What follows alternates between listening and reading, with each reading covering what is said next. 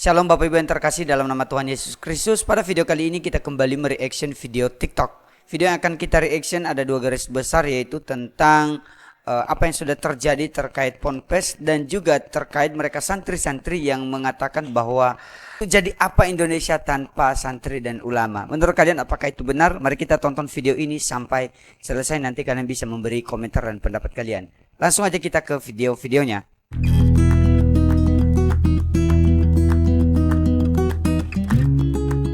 5 warga Iran dijatuhi hukuman penjara setelah berpindah keyakinan dari Islam ke Kristen.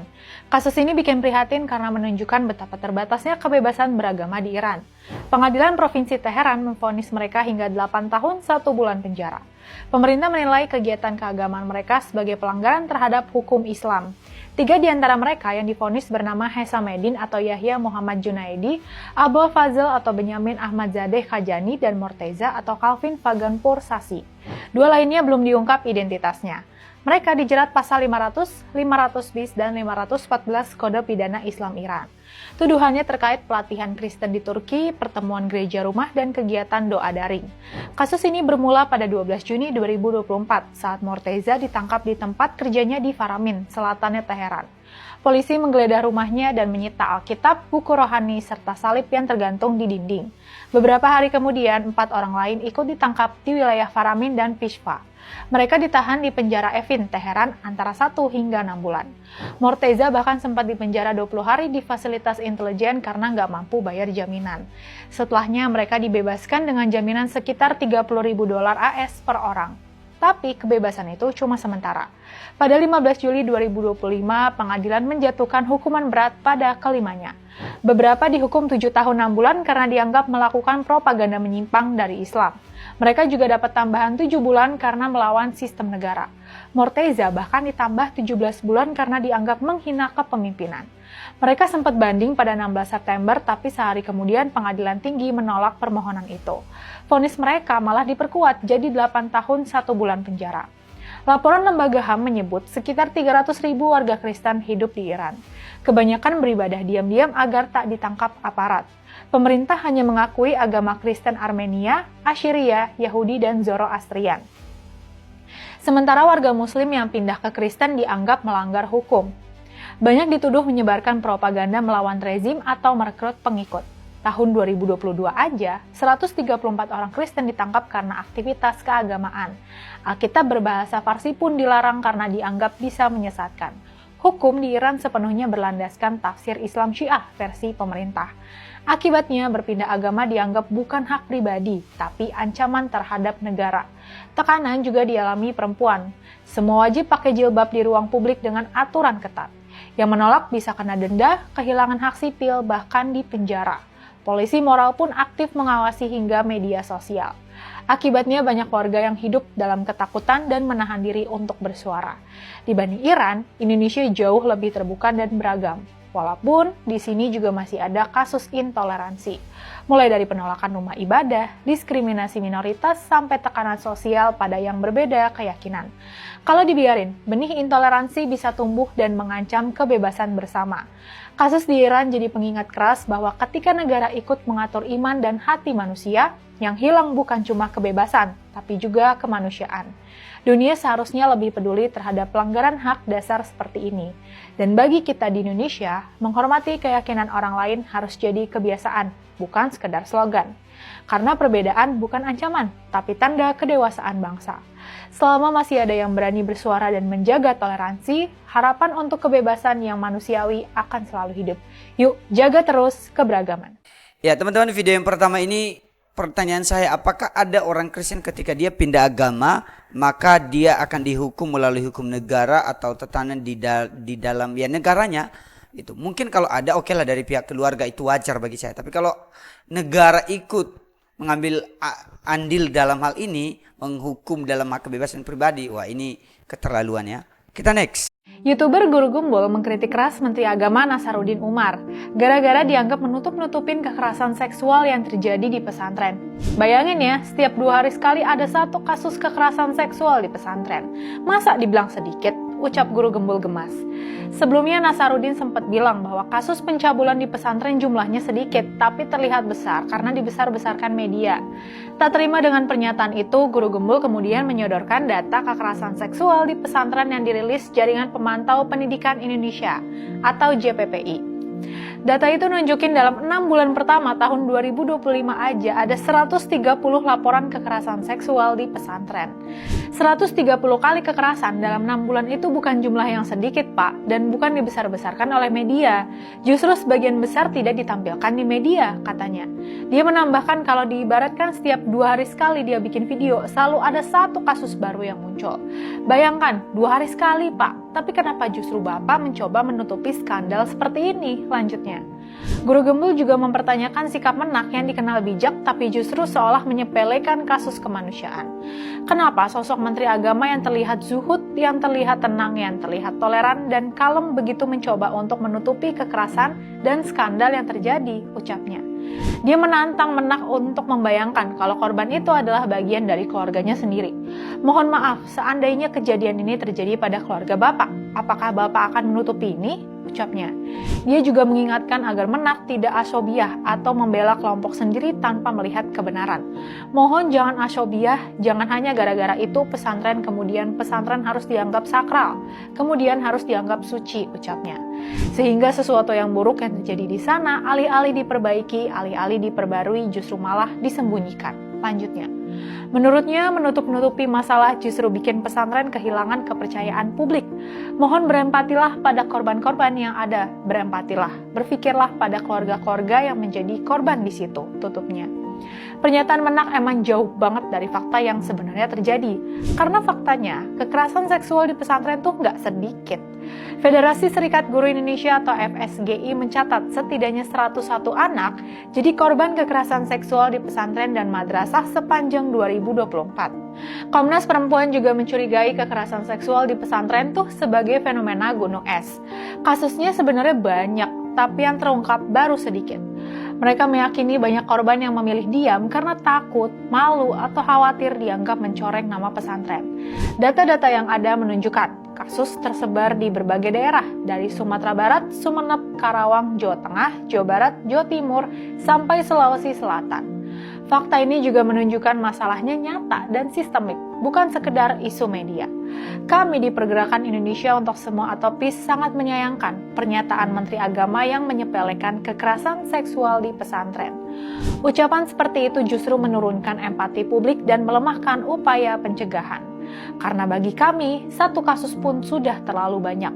Kemenak seharusnya memimpin perbaikan sistemik lewat transparansi, pendampingan korban, dan pengawasan pesantren. Bukan justru menutup-nutupi.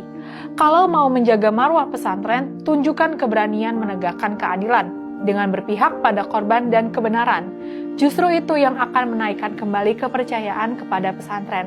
Yuk, Pak Menak, buka mata dan pikiran Anda. Jangan tutupi hanya karena ingin melakukan pembelaan pada yang salah. Apa yang disampaikan oleh Guru Gembul bagi saya ya ada benarnya. Karena ada beberapa yang berkomentar Guru Gembul itu omong kosong, gak benar gitu. Dia itu gak ada data. Ya siapa tahu dia bisa buktikan. Dan faktanya kan kalau kita mendengar kabar juga ada begitu banyak, media sosial ada begitu banyak membongkar ya. Dan ya apakah kita masih menutup mata, menutup telinga dengan hal itu? Kita memiliki aset yang sangat penting, yaitu anak-anak muda, para santri. Santri adalah penggerak kemajuan bangsa. Oleh sebab itu, santri harus memiliki semangat yang tinggi. Tadi saya baca sekilas di rekomendasi ini, ada 5 poin tadi. Ya kita ingin ke depan lebih banyak lagi santri yang ahli AI, santri yang ahli blockchain, santri yang ahli data analitik, santri yang ahli bioteknologi, robotik, cyber security. Dan saya kira tadi sudah sejalan dengan visi misi dari Pondok Buntet. Karena ya kalau santri pasti akhlak dan ilmu agamanya baik, tapi akan lebih baik lagi kalau menguasai teknologi dan bisa menjawab tantangan zaman. Inilah yang dimaksud oleh Pak Wakil Presiden kita ya. Ya, jadi jangan hanya pinter ngaji tapi juga harus menguasai ilmu teknologi supaya AI itu makin maju, berkembang, karena negara ini bukan mundur ke zaman silam masa lalu tapi maju ke masa depan. Oke, mari kita tonton video-video berikut ini. Ada banyak tentang video-video mau jadi apa Indonesia tanpa santri. Mari kita tonton pendapat-pendapat beberapa orang. Mau jadi apa Indonesia tanpa santri?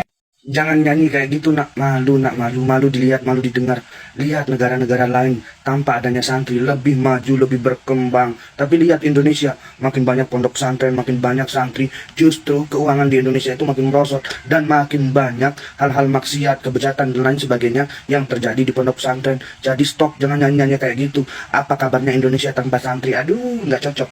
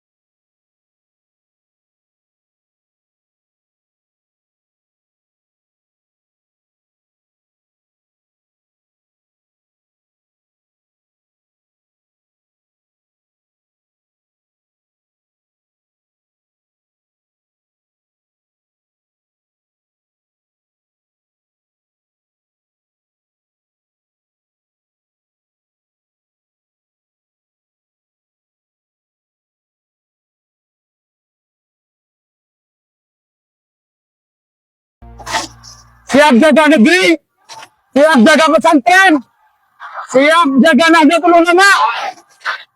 Mari kita bersatu padu, para santri, ansor, bansor, dan semua tokoh masa depan. Jangan sampai kita mudah diadu domba. Kita sekarang menjadi garda terdepan untuk membela para, dan kita tidak ada kemampuan untuk tidak menunduk kepada kiai. Apa yang telah dikatakan oleh Trans 7 adalah hoak dan fitnah yang sangat kejam pada pesantren. Yang perlu kita ketahui bersama, perbudakan yang telah disampaikan itu adalah hoak. Kita sebenarnya adalah kiai-kiai yang ada di pesantren telah mengabdi pada negeri ini sebelum kemerdekaan. Mereka adalah pusat kita. Bukan karena kekuasaan, bukan karena ekonomi, karena keilmuan, karena ketakdiman kita, karena harapan kita ingin mendapatkan barokah dari para kiai-kiai kita. Untuk selanjutnya, dari detik ini, jangan takut kita bersuara di media sosial, serukan terus jihad kita di media sosial, jangan takut, kita serukan suara boykot Trans 7. Siap? Siap jaga kiai, siap jaga negeri, siap jaga pesantren, siap jaga ulama. Siapa kita? Siapa kita? NKRI, Pancasila, Nusantara, Aswaja. Oke, para sahabat-sahabat Banser, sahabat-sahabat Ansor, dan sahabat-sahabat santri, kami ingatkan kepada seluruh masyarakat, seluruh jurnalis, seluruh elemen apapun, jangan sekali-kali menyenggol para kiai kita. Jangan sekali-kali menyentuh Nahdlatul Ulama. Jangan sekali-kali mengganggu kita. Apabila kita diganggu, hanya ada satu kata. Lawan. Hanya ada satu kata. Itu saja dari kami. Apapun yang kita sampaikan hari ini harus kita perjuangkan sampai ada instruksi. Apel siaga ini kita mempersiapkan diri, kita bersiaga diri menunggu perintah para kiai apa yang harus kita lakukan. Seandainya besok kita diperintah oleh PCNU untuk demo, apakah kalian siap? Seandainya nanti malam kita diperintah untuk melakukan gerakan, apakah kalian siap? Janji ini adalah janji kita kepada kecintaan kita pada Nahdlatul Ulama. Terima kasih. Akhir kata, wallahul muwaffiq ila aqwamit thoriq. Assalamualaikum warahmatullahi wabarakatuh. Tanpa pesantren, Islam Indonesia hanya namanya doang.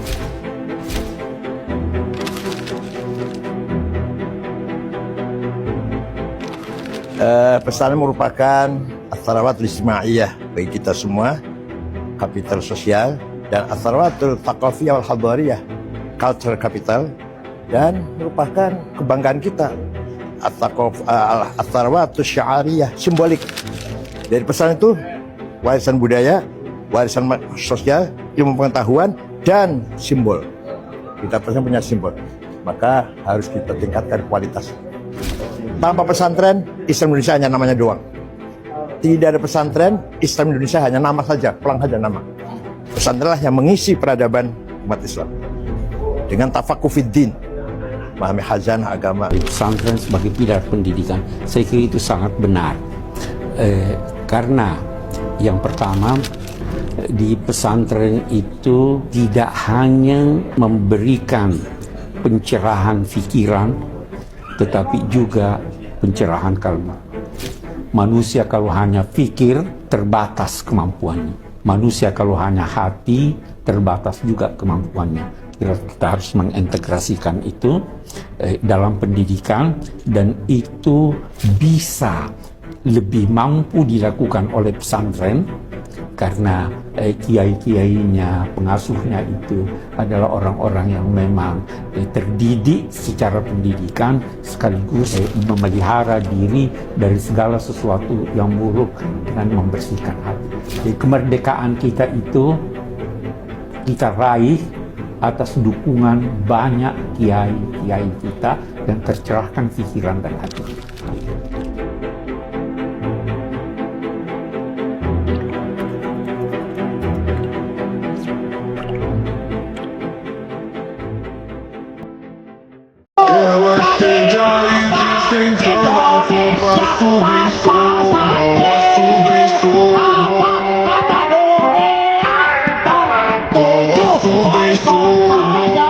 Ladies and gentlemen, welcome to China.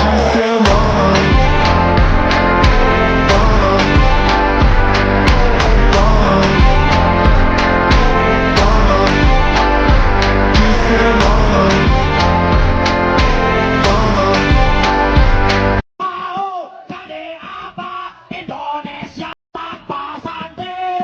Apa kata dunia?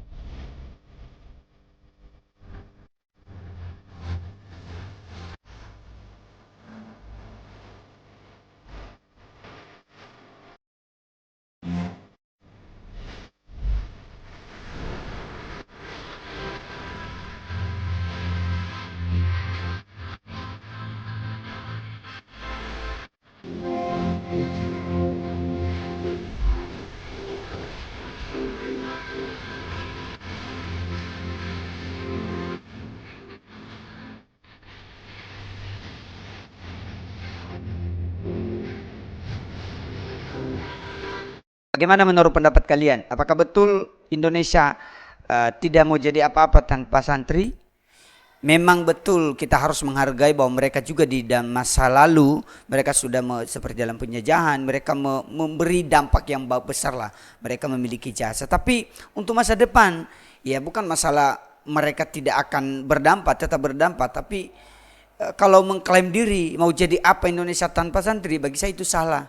Itu sangat salah, karena banyak negara-negara juga tanpa santri ya mereka bisa ada negara maju gitulah, bisa maju berkembang. Mereka seperti yang dibilang Pak Wakil Presiden tadi itu, ya itu benar. Jadi bukan hanya pintar ngaji, bukan pintar agama, tapi pintar juga dari segi teknologi, kemajuan perkembangan zaman, itu pintar semua gitu. Bagaimana menurut pendapat kalian semua? Oke, demikian aja video kita kali ini. Kalau kalian suka silahkan berikan like dan komen di bawah. Sampai jumpa kembali. Tuhan Yesus memberkati kita semua. Shalom.